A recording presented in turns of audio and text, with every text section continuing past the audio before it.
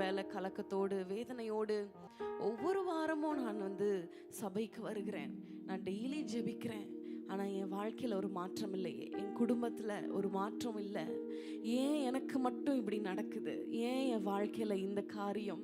நீங்கள் கேட்டுக்கொண்டு இருக்கிறீங்களா? ஆண்டவர் உங்களை பார்த்து ஒரு வார்த்தையை சொல்ல விரும்புகிறார்.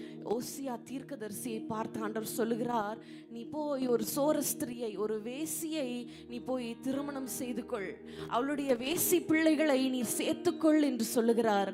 ஏன் தெரியுமா? ஏன் இப்படி ஒரு நிலைமை, ஏன் இப்படி ஒரு பாதை இந்த தீர்க்கதரிசிக்கு, ஏன் இந்த ஒரு குடும்ப வாழ்க்கை தீர்க்கதரிசிக்கு?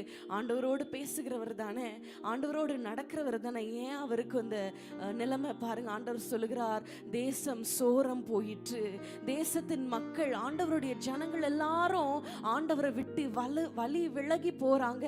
அது ஆண்டவருடைய மனதிற்கு ரொம்ப துக்கமா இருக்கிறது. அந்த ஆண்டவருடைய இருதயத்தை புரிந்து கொள்ள ஆண்டவர் அப்படி நடத்துகிறார். இன்றைக்கு உங்களை அப்படி நடத்துகிறார். இன்றைக்கு ஒரு பாதை வழியாய் நடத்துகிறார் என்றால் எதற்கு தெரியுமா? நம்ம தேசத்துல, நம்ம குடும்பத்துல எத்தனை மக்கள் அதே பாதை வழியா போறாங்க, அவர்களுக்காக நீங்கள் ஜெபிப்பதற்காக. ஒருவேளை உங்களுக்கு பிள்ளை இல்லாம இருக்கலாம், எத்தனை ஸ்திரீகள் மலடியா இருக்கிறாங்க, அவர்களுக்காக நீங்கள் ஜெபிப்பதற்கு இன்றைக்கு உங்களை இந்த வழியாய் நடத்துகிறார். ஒப்பு கொடுப்பீங்களா? இனிமேல் ஆண்டவர் இடத்துல கேட்காதீங்க, ஏன் ஆண்டவர் என்னை இப்படி நடத்துறீங்க, என்னால் அதற்கு ஒரு நோக்கம் உண்டு. ஆண்டவர் உங்களை ஜெபிக்க வைப்பதற்காக, மற்றவர்களுடைய சூழ்நிலையை நீங்கள் புரிந்து கொள்வதற்காக இப்படி நடத்துகிறார். ஹல்லேலூயா.